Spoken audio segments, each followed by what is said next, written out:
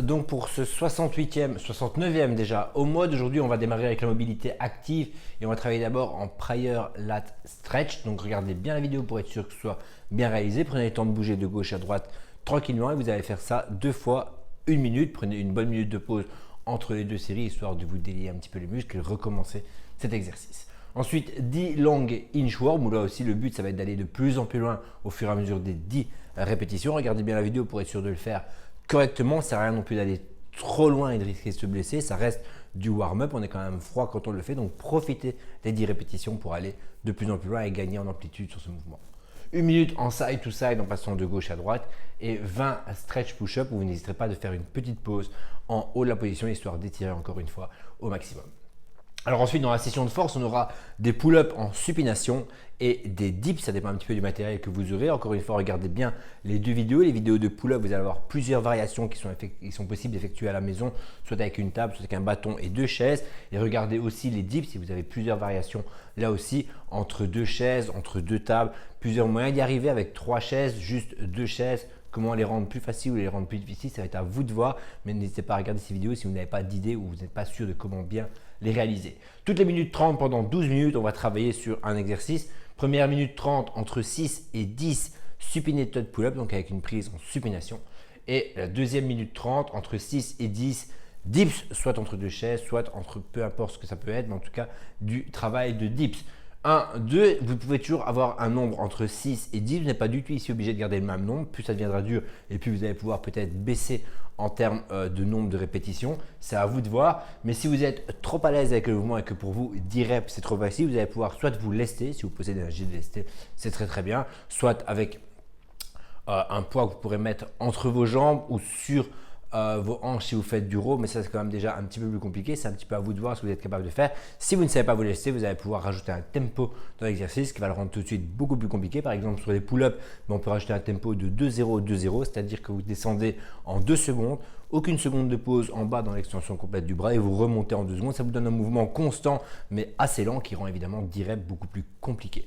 Et c'est pareil pour les dips, soit vous savez vous laisser avec peut-être un poids entre les genoux ou si vous ne savez pas le faire, je vous conseille de là aussi rajouter un tempo. Ça peut être exactement le même tempo que pour les pull-ups, 2, histoire d'être lent dans l'exécution de l'exercice ou que ça soit plus compliqué. Évidemment, vous rajoutez du poids et vous rajoutez un tempo si vous êtes capable de faire à chaque fois vos 10 répétitions. Ça ne sert à rien de rajouter du poids ou un tempo sur 6 reps. Ce n'est pas des poids qui sont assez lourds que pour être efficace sur peu de répétitions. Et voilà, on en est bien sur la force. Ensuite, on va passer au niveau du workout. Alors, vous aurez 10 rounds à réaliser aujourd'hui. Ce sera un fort time, donc le but, c'est d'aller le plus rapidement possible. On aura un doublé, donc sur 2 mouvements. Hang cluster avec un pack d'eau, ça c'est la version, on va dire RX du WOD pour ceux qui n'ont absolument aucun matériel. La vidéo, je l'explique correctement sur des hang cluster avec un pack d'eau. Maintenant, si vous avez un kettlebell, si vous avez un dumbbell, si vous avez une barre, peu importe ce que vous avez, vous pouvez évidemment l'utiliser pour travailler ce mouvement. Vous n'avez qu'un kettlebell, vous divisez en 2, 5 à droite et 5 à gauche. Néanmoins, il faut quand même garder à l'esprit que pour faire vos 10 répétitions, ça en fait 100 au total. C'est un gros volume de répétitions. Vous devez avoir un poids qui vous permet de faire à chaque fois vos clusters unbroken ou au maximum en 2 séries de 5. Si vous voulez prendre plus lourd, il n'y a pas de problème, mais dans ce cas-là, réduisez le nombre de répétitions pour que ce ne soit pas non plus trop volumineux et trop conséquent. Donc ça, c'est un petit peu à vous de voir avec ce que vous avez à disposition pour être sûr de faire l'ensemble de vos clusters. Normalement unbroken, avec la fatigue peut-être en 2 séries, mais pas plus que 2 séries. Et le deuxième, ça va être au niveau du cardio. Alors, soit vous allez être capable de faire de la course parce que vous disposez d'un espace extérieur et vous allez faire 200 mètres de course. Ça sera exactement la même distance sur un rameur ou sur un ski erg. Si vous avez un bike erg, vous pouvez faire 400 mètres à chaque fois sur le bike erg. Attention, ce sera quand même beaucoup plus compliqué sur un bike erg parce qu'on sera encore une fois sur les jambes. Au niveau de l'assaut bike, ce sera remplacé par 20 calories pour les hommes et 16 pour les femmes. Et si vraiment vous n'avez aucun de ces appareils et que vous ne savez pas courir, vous allez pouvoir remplacer ça par des jump ropes. Mais attention, au niveau des épaules, vous allez quand même être beaucoup plus sollicité et vous remplacera par 60 single under, juste des simples sur la corde. Prenez le temps de les faire. Ce sera évidemment un petit peu plus rapide que si vous aviez à courir 200 mètres, mais on ne peut pas mettre non plus 100 single under, ce qui vous en ferait faire 1000, ce qui est vraiment beaucoup trop. Déjà là, si vous faites les 60 singles, ça en fait déjà 600. Si vous faites les tours, c'est déjà un très bon volume au niveau des sauts à la corde. Et on en restera là pour aujourd'hui. Ce sera déjà un WOD qui sera assez long. On va essayer quand même de rester logique dans ce workout, essayer d'aller évidemment le plus rapidement possible, mais normalement sur ce genre de workout, en sachant que vous devez effectuer vos clusters unbroken, c'est clairement sur la partie ergo ou cardio que vous allez devoir récupérer pour pouvoir, dès l'arrivée de la course, dès la sortie du bike, dès la sortie du rameur, pouvoir enchaîner vos 10 reps.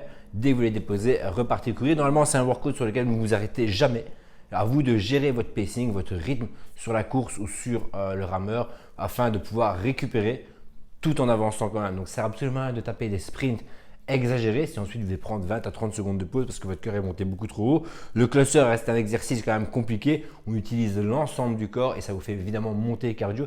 10 clusters, c'est dur quoi qu'il arrive. En tout cas, ça fera monter votre cœur quoi qu'il arrive. Si en plus de ça, vous gardez votre cœur haut sur les exercices d'ergo ou de cardio, ça va être très compliqué de faire vos 10 tours. Vous pouvez faire ça peut-être sur les derniers si vous voulez accélérer, mais sûrement pas sur les premiers. Donc essayez vraiment d'avoir un rythme qui vous permet de travailler tout le temps pendant l'ensemble des 10 rounds. C'est vraiment ça le plus important sur ce WOD d'aujourd'hui.